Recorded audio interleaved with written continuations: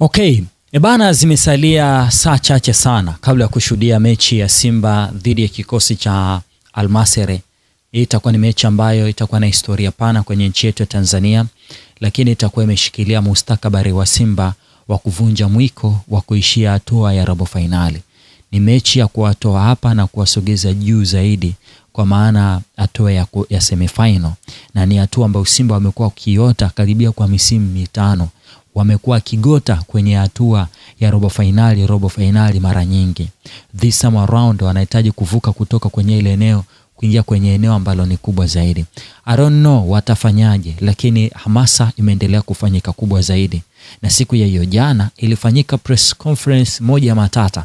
Binafsi nina siku nyingi sana nimeona press conference ambayo ina watu wengi kama ambavyo press conference ya jana ilivyokuwa kikosa Simba. Kwenye press conference hii yamezungumzwa mambo mengi sana. Moja kati ya mambo yamezungumzwa ni swala la wazee na mbuzi. Kama unakumbuka, kwenye dabi ya Kariakoo kuna baadhi ya rumors ambazo zilitoka kwamba Simba walienda kufanya mazoezi wakiwa na mabasi mawili. Basi moja likiwa lina wachezaji na basi lingine likiwa limejazwa wazee na mbuzi.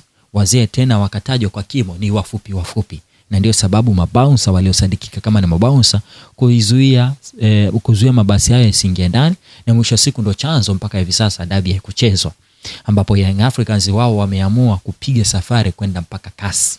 Sasa kwenye press conference iliyozungumzwa hapo jana imeweza kuyagusia hayo mambo yote, lakini ndani ya press conference kulikuwa na content nyingi za kuzungumza. Hopefully umesikia mambo mengi, lakini nataka nikupe brief pamoja na nukuu kutoka kwa viongozi mbalimbali. Nimekaa chini nimechambua nukuu moja baada nyingine, na hapa ninaanza na nukuu ya mwenyekiti wa klabu ya Simba. Anasema, tangu tulivyorudi tumekuwa tunafanya vikao kujadili maandalizi ya mchezo huu, lakini kwanza nimshukuru balozi wa Tanzania nchini Misri kwa maandalizi mazuri ambayo walitufanyia na watu wengine ambao walikuja kutushangilia. Anasema, sisi tunapambana na tunaamini kwa uwezo wa Mungu tutashinda. Jambo moja, sisi hatutishwi na mtu. Wito wetu kwa wana Simba kuiunga mkono timu yao kuelekea mchezo huo. Kwa kipekee tunamshukuru Mheshimiwa Rais pamoja na viongozi wengine kwa ushirikiano waliotupatia katika maandalizi kuelekea katika mchezo. So that means kuna watu ambao inawezekana wanawatishia Simba, na that's why mwenyekiti anatoka anasema sisi tunafanya kazi zetu, hatutaki mtu atutishie. I don't know ni akina nani wanawatishia, I don't know. Lakini usisahau kwamba mara baada ya Al Masry kufika nchini walitoa haraka, waliposti wakasema wanafurahia kukutana mashabiki wa Young Africans baada ya muda mrefu. Sasa Al Masry wao kucheza na kikosi cha Young Africans. Sasa hatujui ile ilikuwa ni kwenye eneo la kusherehesha ama ilikuwa na ukweli ndani yake. Lakini miongoni mwa mjumbe wa bodi ya Simba, CPA Isa Masud, naye alikuwa na maneno ya kuzungumza akisema, kuna kuwaga na ule msemo wa do or die. Sisi tumebaki na do, neno die tumelifuta. Na jana tulikuwa na kikao kikubwa ambacho kiliongozwa na rais na mwenyekiti wa bodi. Kuna wengine hawapo hapa, lakini kuelekea mchezo huu kila mmoja ana majukumu yake. So do or die, Simba wana die, there is a do. Utake ustake tuna do, utake ustake tuna do, hakuna kudai. Lakini akaendelea kusema, mpango wetu mwanzoni ilikuwa ni kumaliza mechi kule kwao, lakini ikawa tofauti. Sasa tumejipanga kumaliza hapa. Ujumbe wangu kwa wana Simba kuhakikisha hatufanyi vurugu, lakini pia tushangilie muda wote wa mchezo. Tukumbuke kwamba sisi tuna tuzo ya mashabiki bora Afrika. Tumejulishwa pia na CAF wataleta mtu maalum kusimamia mashabiki muda wote wa mchezo. Masud anazungumza hivyo. So kama ni mwana Simba una mpango wa kwenda uwanjani, please usiwe sehemu ya kuipelekea Simba kwenye matatizo. Kuwa sehemu ya kuisaidia Simba iweze kuachieve malengo yao. Shangilia, lakini usimkanyage mwenzako. Matokeo yakiwa mazuri ama mabaya, wewe toka taratibu, nenda nyumbani. Kama matokeo yatakuwa mabaya kwako, haimaanishi ufanye vurugu ama ufanye jambo la ajabu. Wewe fanya kazi yako taratibu, ukimaliza nenda zako nyumbani. Masudi ashakwambia kuna watu watakuja hapa kwa ajili ya kuwasimamia na kuangalia mnachokifanya, na mwisho siku wataandika barua, wataenda kuwaambia kwamba nyinyi mnafanya vurugu, timu yenu itafungiwa na mtapata hasara. Mimi nimewaambia kwa utaratibu, by the way. Nilibidi niwafokee, msichangilie huko. Mkienda huko mkashangilia timu yenu itafungiwa huko. Nani kaniroga? But okay, I'm just kidding.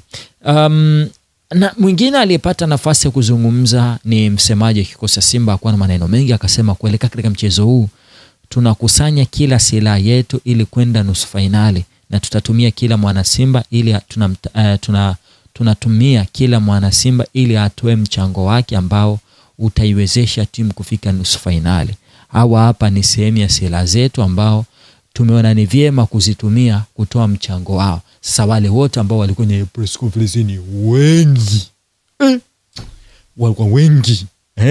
Sijaona mimi press conference na watu wengi sana. Lakini miongoni mwa watu ambao walipata nafasi pia kuzungumza ni Mzee Hassan Dalali.